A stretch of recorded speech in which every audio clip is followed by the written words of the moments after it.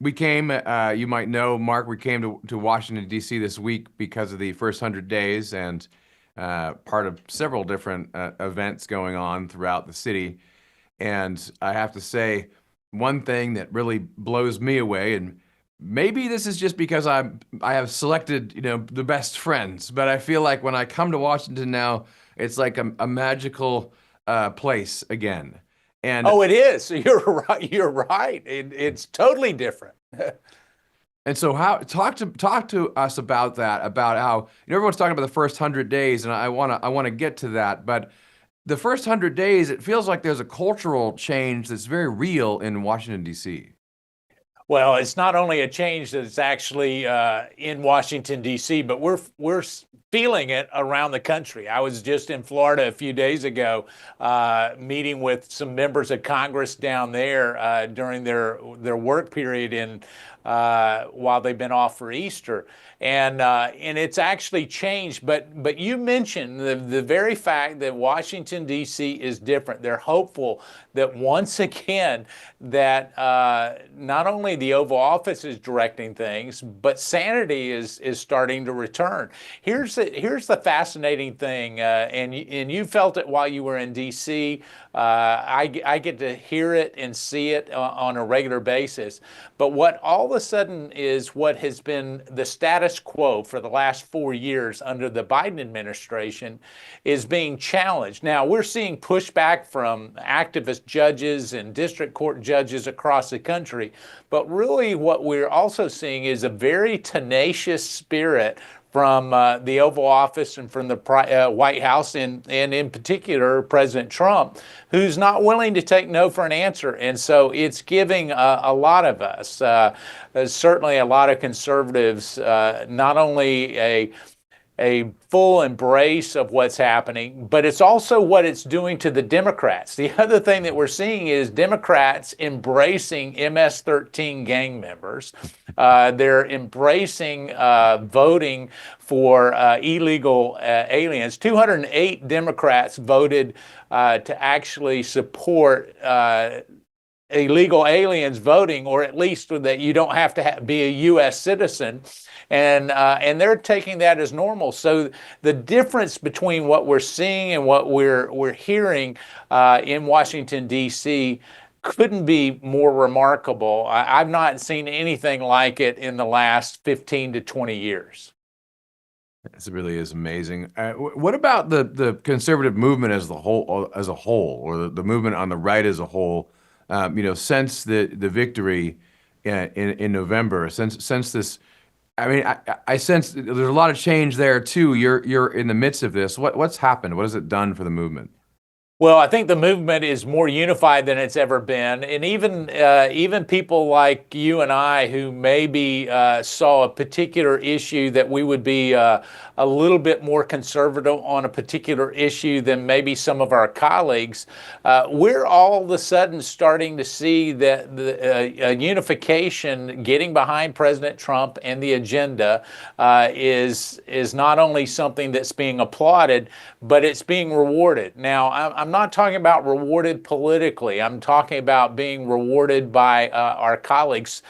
So we can be traveling. I was having a meeting with some conservatives from California the other day. And yes, there are many California conservatives, but having a meeting with them, and they said that they're hopeful for the first time. They're having to operate under Governor Newsom out there, but they're hopeful for the first time that actually he's having to tack a little bit more to the center. So we're unified in terms of our movement. They tried to marginalize the whole MAGA movement. The Democrats, Hakeem Jeffries and others, have tried to do that for a long time. But it's not working, and what we're finding are people on Main Street, the hardworking moms and dads, aunts and uncles.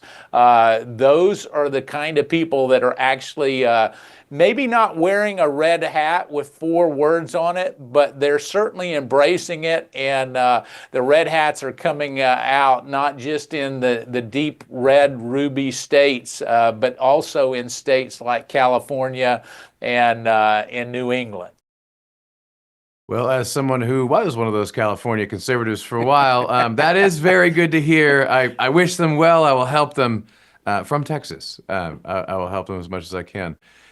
So let's go into that too, because that's another thing that outside of the actual mandate in Washington D.C. that's changed. And here, I'm very curious as to your thoughts because to say Congress is broken is broken.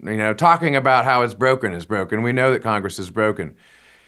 Now, I would hope that given what we're seeing now, forget Congress as it exists now, that we're going to see something interesting happening when it comes to primaries, when it comes to the electoral map throughout the country, given the kind of changes you're seeing.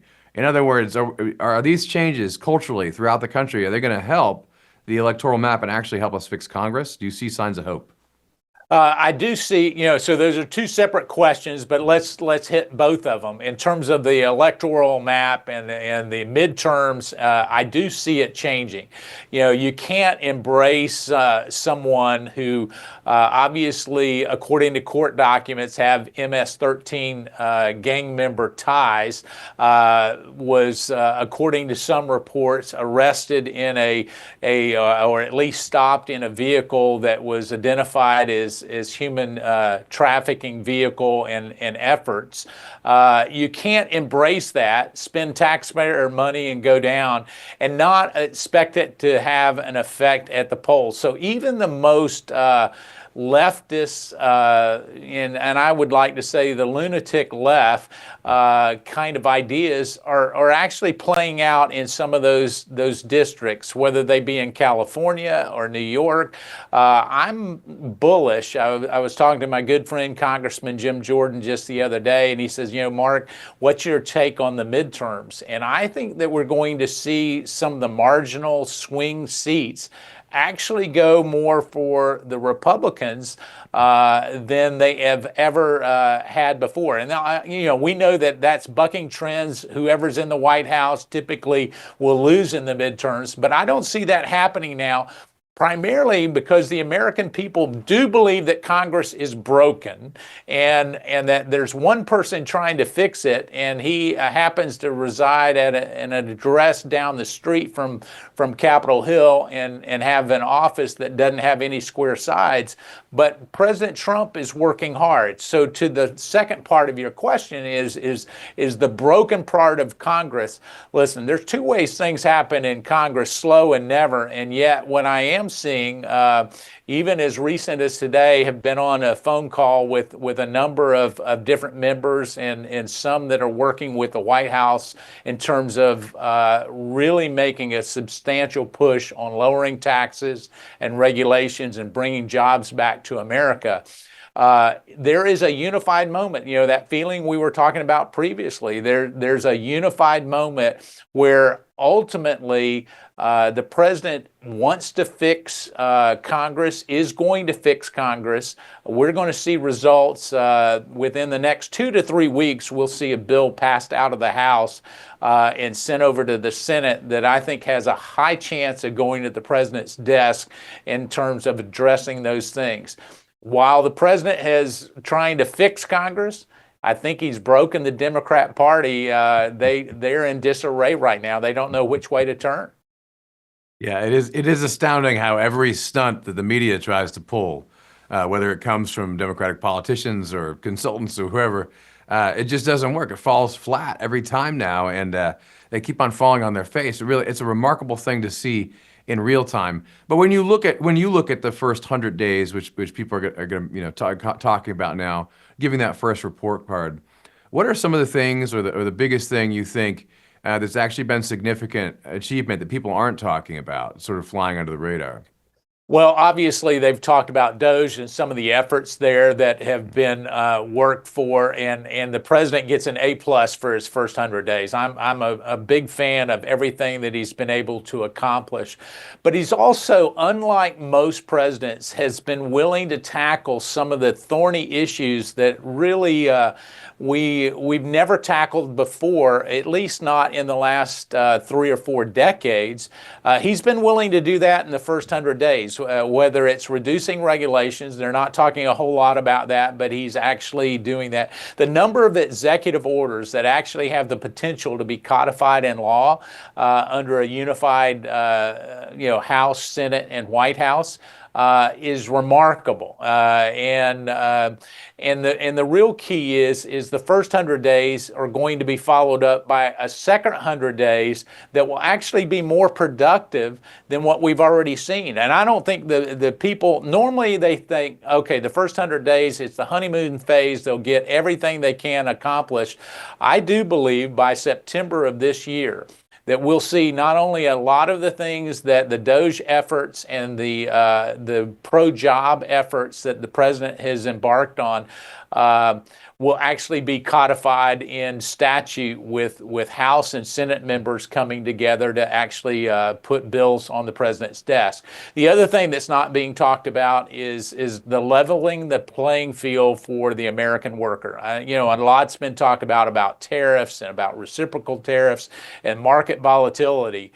And yes, we've had some of that, but it is very, very short-lived because as we see the negotiations that are actually happening at the White House with some of our trading partners, China's the one that's going to be left holding an empty bag if they do not come to the table very quickly. They're already both the United States and China are already starting to modify their stances. That's been well reported.